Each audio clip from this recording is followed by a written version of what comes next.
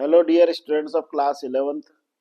हमारा जो excretory system वाला जो चैप्टर चल रहा है, उत्सर्जन तंत्र वाला जो अध्याय चल रहा है, उस चैप्टर में हम लोग अभी तक जो एक्सक्रीशन में हमारा जो एक्सक्रीटरी सिस्टम होता है उसकी स्ट्रक्चर, इसके अलावा हमारी किडनी की जो इंटरनल स्ट्रक्चर और हमारी किडनी में कौन कौन सी बीमारियां हो सकती है, मतलब जो मूत्र उत्सर्जन तंत्र के प्रमुख रोग हैं, उनके बारे में हम लोग पूरा डिटेल से स्टडी कर चुके हैं। आज मतलब जो सबसे इम्पोर्टेंट क्वेश्चन है चैप्टर का, दो क्वेश्चन और बचे हैं। एक तो ये क्वेश्चन आता है नेफ्रॉन की संरचना को समझाइए, explain the structure of nephron. और दूसरा क्वेश्चन ये आता है कि मूत्र उत्सर्जन की क्रियाविधि को समझाइए, explain the process of urine formation. ठीक है ना, ये दोनों क्वेश्चन और बचे हैं। तो इसमें आज हमारा जो आज का कॉन्सेप्ट है वो है नेफ्रॉन की संरचना, और इसकी स्ट्रक्चर अगर आप समझ जाओगे तो आपको मूत्र निर्माण की क्रियाविधि समझने में बहुत ही आसानी होगी, मतलब बहुत आसानी से उसको आप समझ लोगे। जो हमारा वृक्क होती है, हमारी जो किडनी होती है, वो प्रत्येक किडनी लाखों की संख्या में नेफ्रॉन से मिलकर बनी होती है। एक किडनी में 1.25 मिलियंस से अधिक नेफ्रॉन होते हैं। ठीक है ना। अब ये जो नेफ्रॉन होते हैं, इन नेफ्रॉन को यूरिनिफेरस ट्यूब्यूल्स भी कहते हैं। और नेफ्रॉन की सबसे सिंपल डेफिनेशन क्या होती है?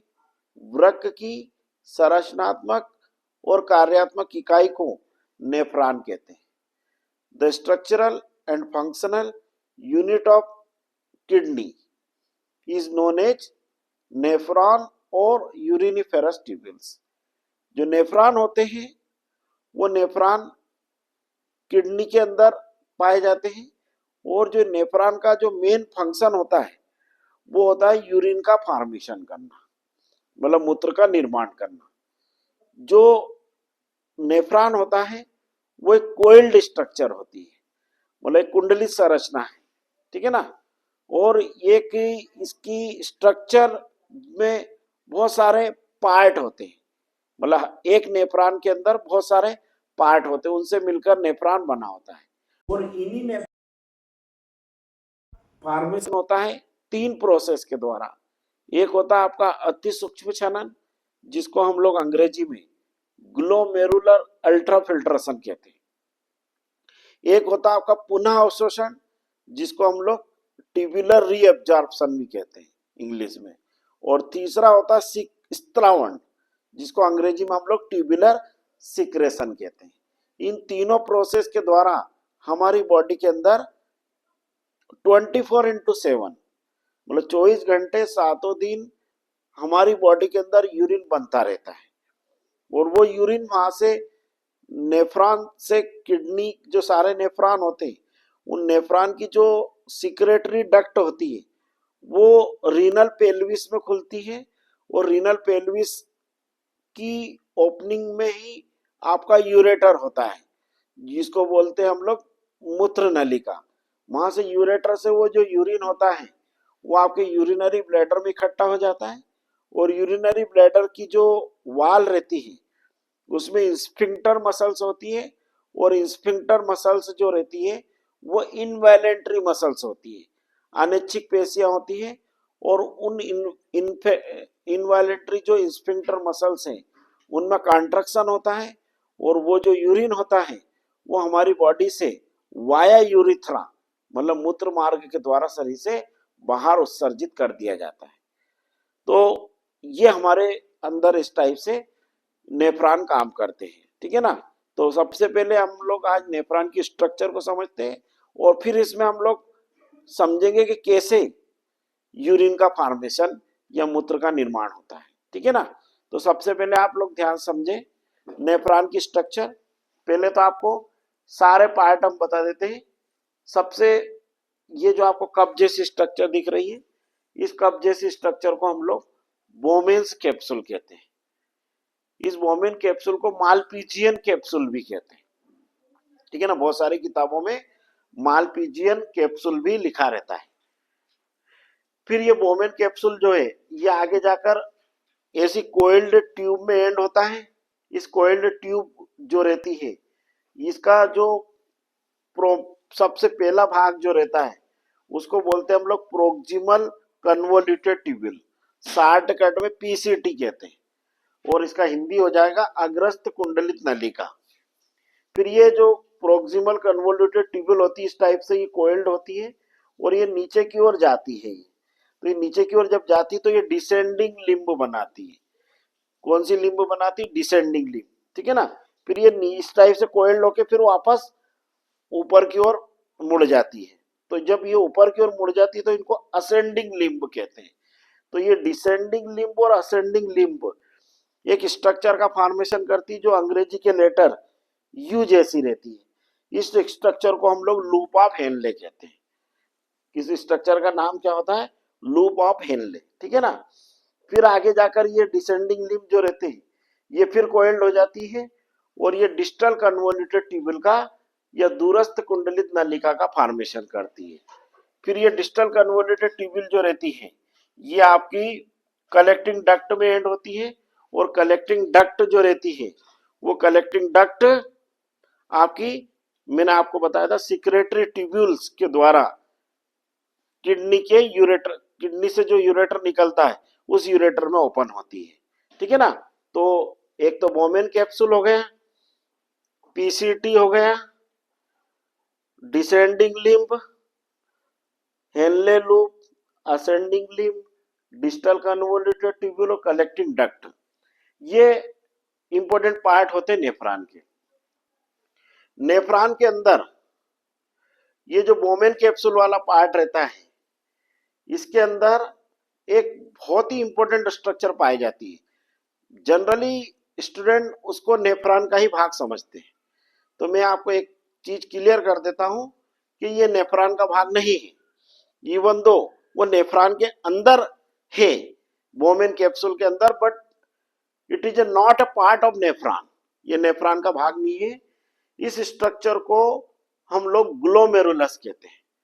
ये ग्लोमेरुलस जो रहता है it is a very very important structure और इस स्ट्रक्चर का फॉर्मेशन जो नेफ्रॉन होते हैं उन नेफ्रॉन के अंदर जो अफरेंट और इफरेंट जो आर्टरियोल रहती है, मतलब जो अपनी, आपको पिछली जब हमने उत्सर्जन तंत्र का डायग्राम बना के समझाया था तब मैंने बताया था कि किडनी तक जो ब्लड लाती है उस आर्टरी का नाम होता है रीनल आर्टरी और किडनी से जो ब्लड ले जाती है उसका नाम होता है रीनल वेन, मतलब रीनल धमनी और रीनल सीरा, ठीक है ना।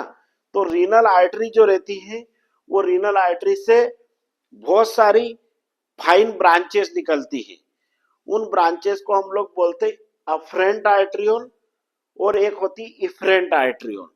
इन अफरेंट और इफरेंट आर्टरियोल के थिक इंट्रिकेट नेटवर्क से एक छन्ने जैसी, मतलब छन्ना होता जैसे हम लोग चाय छानते हैं या कोई भी आटा छानते तो आटा छानने के लिए अंदर जो नेट रहती है ऐसी नेट जैसी एक ऐसी छन्ने जैसी स्ट्रक्चर का फॉर्मेशन होता है।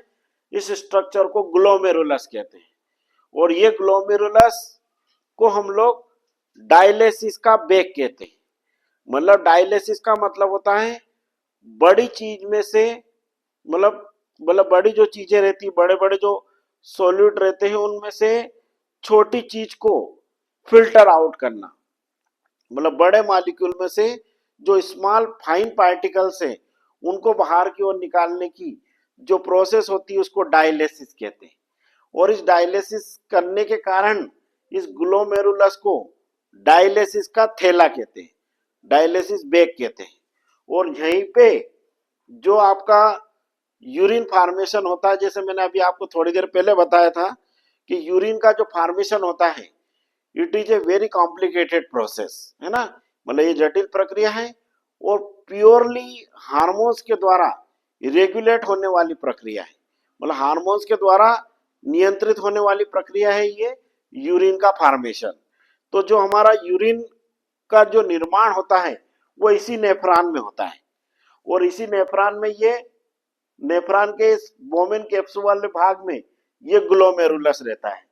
फिर इनसे और फाइन कैपिलरीज निकलती हैं। इन कैपिलरीज को हम लोग पेरी ट्यूबुलर कैपिलरीज कहते हैं, जो नेफ्रॉन के अलग अलग पार्ट से अलग अलग चीजों को रीएब्जॉर्ब करती है।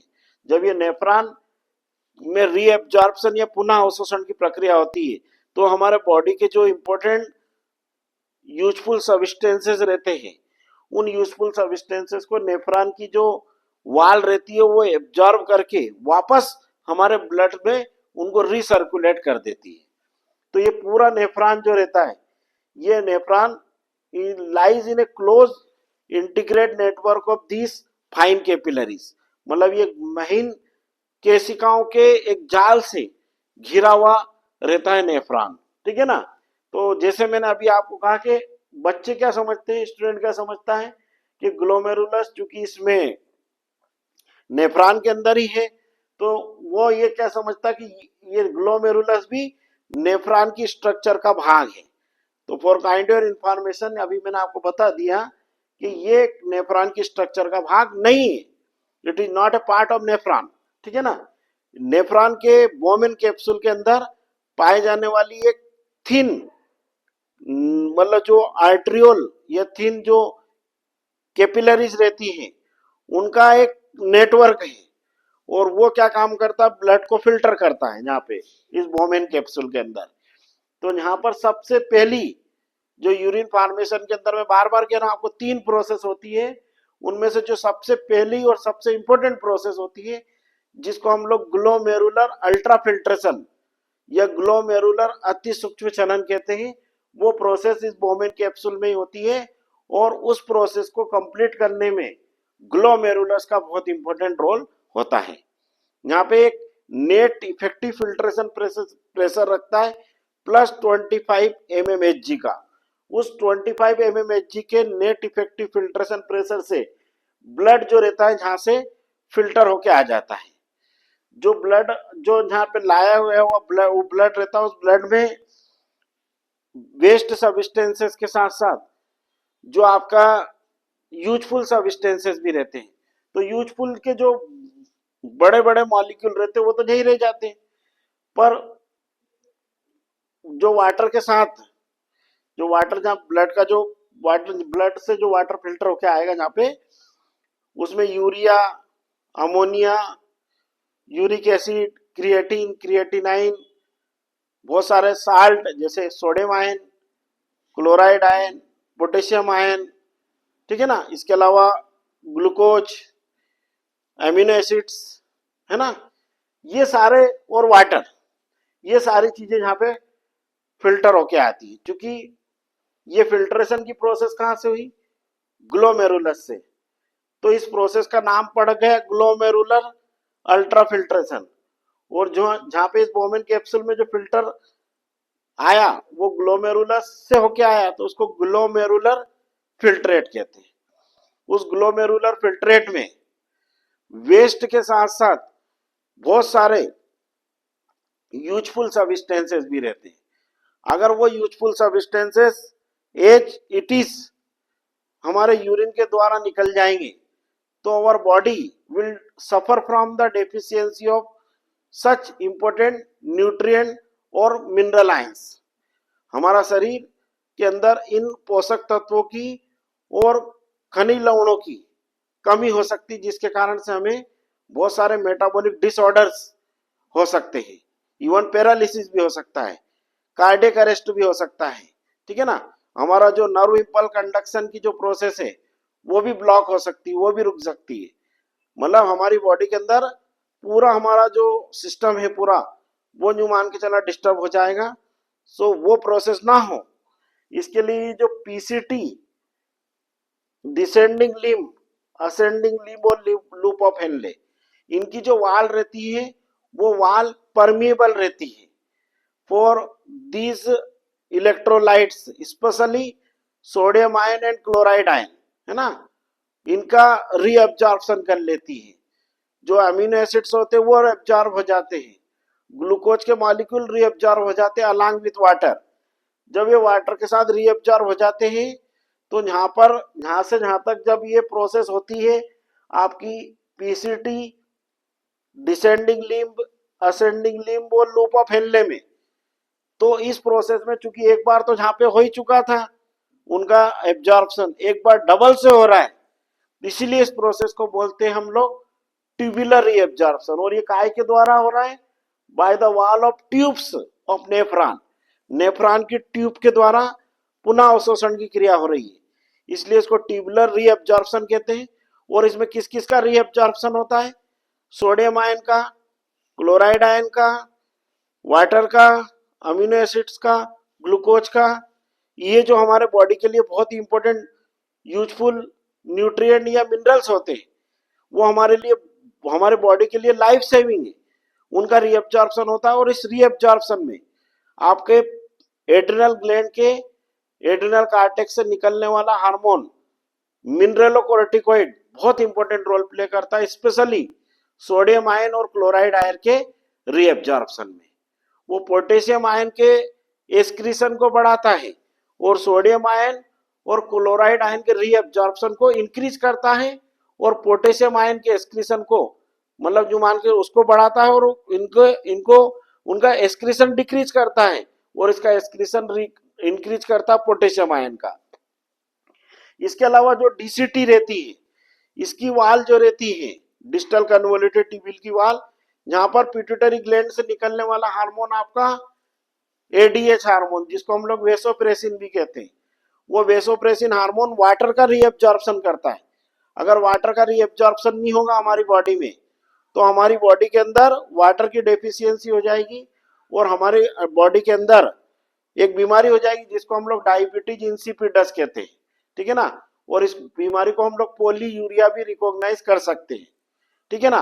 और अगर कभी कभी क्या होता है, इस हार्मोन का ओवर सिक्रेशन हो जाता है, ओवर सिक्रेशन हो जाएगा तो एडीएच हार्मोन ज्यादा वाटर को रीअब्जॉर्ब करने लगेगा, है ना, और हमारी बॉडी में कंसंट्रेटेड यूरिन निकलेगा। इसके कारण से हमारी बॉडी में वाटर का रीअब्जॉर्प्शन हो, हमारा शरीर ऐसा हो जाएगा पफी, बिल्कुल एकदम ऐसा फुला हुआ, जैसे टेडी बियर जैसा हो जाएगा। और हमारे शरीर के अंदर एक और बीमारी हो जाएगी, इस बीमारी को ओडेमा कहते हैं, ठीक है ना। तो ओडेमा कब होता है? जब एडीएच का ओवर सिक्रेशन होता है, हाइपर सिक्रेशन होता है। और डायबिटीज मेलाइटस कब होती है? जब एडीएच का अंडर सिक्रेशन होता है, ठीक है ना।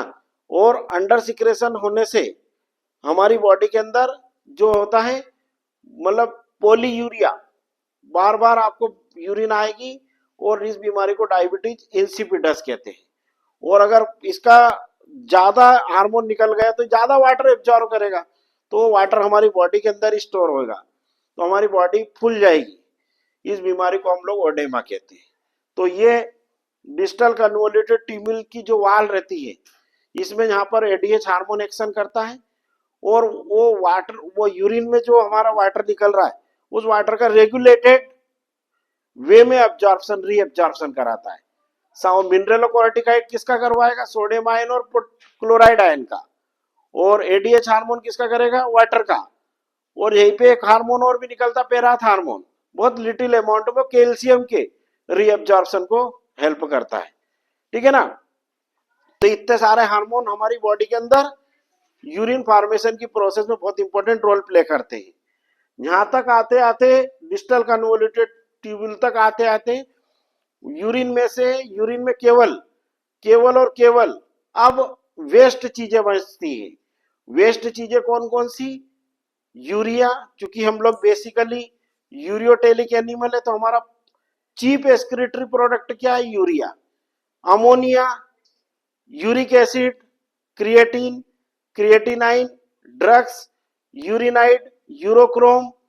इसके अलावा कोई अगर हमने हमारी बॉडी के अंदर कोई एल्केलॉइड्स बने, वो कीटोन बॉडीज, यदि अगर हमने कोई मेडिसिन का कंजप्शन कर रहे हैं हेल्थ इश्यू के कारण तो उसके मेटाबोलाइट वेस्ट। इसके अलावा अगर हमने एल्कोहल का कंजप्शन करा तो एल्कोहल। ये सारी बॉडी में से हमारे निकलते हैं जो हमारा यूरिन रहता है। इसमें 98% वाटर होता है और 2% में ये जो बाकी चीजें जो मैंने बताई वो सारी चीजें रहती है, ठीक है ना।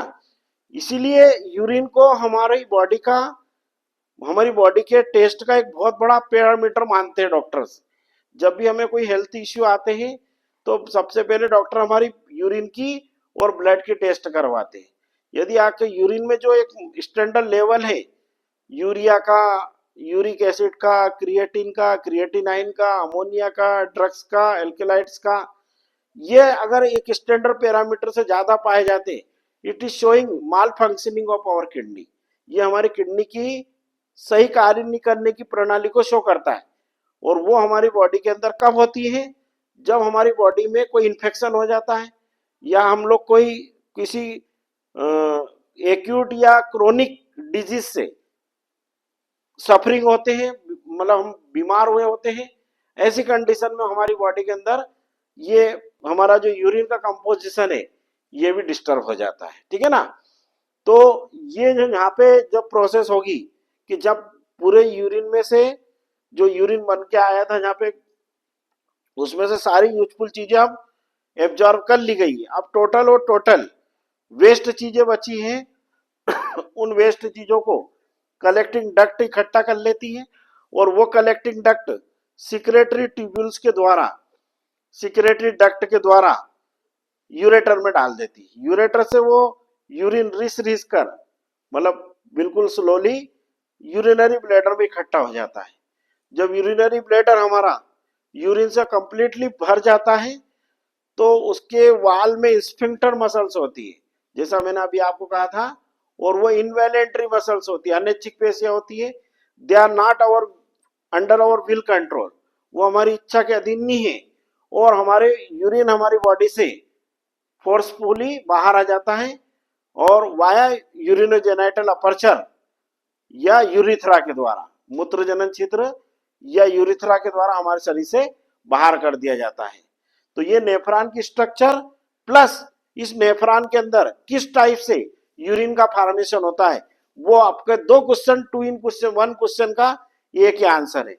यहाँ पे आपका होगा, सबसे पहले तो आपको एक बार स्ट्रक्चर बता दे, Bowman capsule, PCT, descending limb, ascending limb, Henle loop, DCT, collecting duct, ये नेफ्रॉन के भाग हो गए। अब नेफ्रॉन के अंदर जैसे अपन ने कहा कि nephron is the structural and functional unit of kidney, तो यहां पर होगा आपका glomerular ultrafiltration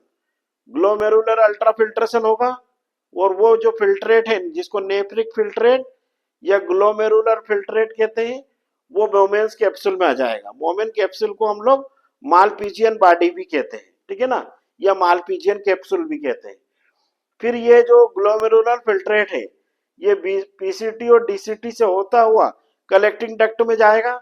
during this course of time, इस दौरान इसकी जो नेफ्रॉन की जो ये पीसीटी और डीसीटी की जो वाल होती है, इस वाल के द्वारा मिनरलोकोर्टिकोइड और आपका पेराथ हार्मोन और आपका एडीएच हार्मोन, इसके द्वारा अलग अलग टाइप से मिनरल्स, वाटर, कैल्शियम, जो हमारे बॉडी के यूजफुल इलेक्ट्रोलाइट्स होते हैं और यूजफुल न्यूट्रिएंट होते हैं, और वाटर, इन सब का रीअब्जॉर्प्शन होता है।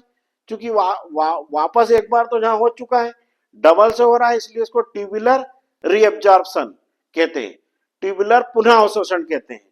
और उसके बाद जो वेस्ट चीजें रहती है उनको सिक्रेट कर दिया जाता है, उनको स्त्रावित कर दिया जाता है, इसलिए इसको ट्यूबुलर सिक्रेशन या ट्यूबुलर स्त्रावण कहते हैं। इस टाइप से हमारी बॉडी के अंदर यूरिन का या मूत्र का निर्माण होता है।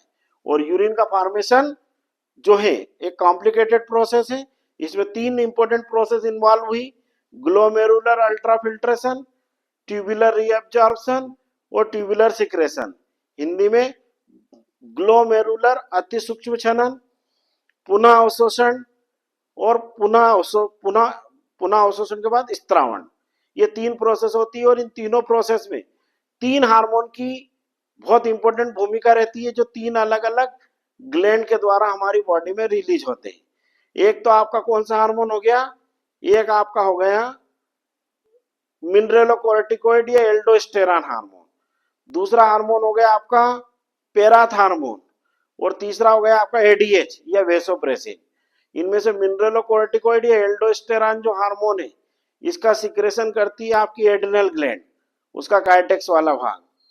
पैराथ हार्मोन का सिक्रेशन करती है पैराथायराइड ग्लैंड, और एडीएच या वेसोप्रेसिन का सिक्रेशन करती है पिट्यूटरी ग्लैंड का न्यूरोहाइपोफाइसिस वाला भाग, मतलब पश्च लोब वाला भाग, है ना। ये तीनों हार्मोन मिलकर इस प्रोसेस को स्मूथली कंडक्ट करते हैं, और ये हमारी बॉडी के अंदर, जैसे मैंने अभी आपको कहा था, 24/7 हमारे शरीर के अंदर चलती रहती है। और ये प्रोसेस बहुत, मतलब मैंने कहा ना, हमारे शरीर के अंदर 24 ही घंटे, जब हम सोते रहते तब भी हमारी बॉडी के अंदर हमारी किडनी प्रॉपरली वर्क करती रहती है ना। और इस प्रोसेस का उतना, मतलब उतना ही इंपॉर्टेंट होना जरूरी है जितना हमारी बॉडी में जैसे हमारा हार्ट ब्लड को पंप करता है। क्यों? क्योंकि ब्लड से नाइट्रोजनस वेस्ट को, मतलब रक्त से नाइट्रोजनी अपशिष्ट को इसी प्रक्रिया के द्वारा उत्सर्जित किया जाता है, ठीक है ना। इसीलिए किडनी हमारी बॉडी का एक बहुत ही इंपॉर्टेंट वाइटल ऑर्गन है। यदि किडनी अगर साइमल्टेनियसली दोनों किडनी काम करना बंद कर दे तो पेशेंट की 48 से 72 घंटे के अंदर यूरेमिया के कारण डेथ हो सकती है। यदि उस व्यक्ति को हमने लाइफ सेविंग अपरेटस, जिसको मैं आपको पहले समझा चुका हूं इस चैप्टर में, हीमोडायलाइजर या हीमोडायलिसिस मशीन पर उसे हमने ना रखा, उस पर अगर रख देंगे तो जब तक उसका डायलिसिस चलता रहेगा तब तक वो बचा रहेगा, ठीक है ना। समझ में आया कि नहीं? तो किडनी का कितना इंपॉर्टेंट है काम करना, ये अब आपको आज पता चला होगा, ठीक है ना। तो इसके दो क्वेश्चन आ सकते हैं। एक तो आपका आ सकता है नेफ्रॉन की संरचना क्या है, इसके विभिन्न भागों को समझाइए, तो ये नेफ्रॉन की स्ट्रक्चर का डायग्राम। दूसरा अगर क्वेश्चन आ जाए कि मूत्र निर्माण की क्रियाविधि को समझाइए, explain the process of urine formation, तो उसमें आपको तीनों प्रोसेस को लिखना है, अति सूक्ष्म छनन, पुनः अवशोषण और स्त्रावण, ग्लोमेरुलर अल्ट्राफिल्ट्रेशन, ट्यूबुलर रीअब्जॉर्प्शन और ट्यूबुलर सिक्रेशन। इस टाइप से ये आपका, ये जो हमारा आज जो चैप्टर चल रहा था, elimination of nitrogenous waste substance या फिजियोलॉजी ऑफ एक्सक्रीशन, मतलब उत्सर्जन की कार्य की, ये हमारा चैप्टर आज कंप्लीट हो गया, ठीक है ना। अगले चैप्टर में के लिए हम अगले वीडियो में मिलेंगे, ठीक है ना। इस वीडियो को आप ज्यादा से ज्यादा लाइक करें, शेयर करें। Okay, all the best.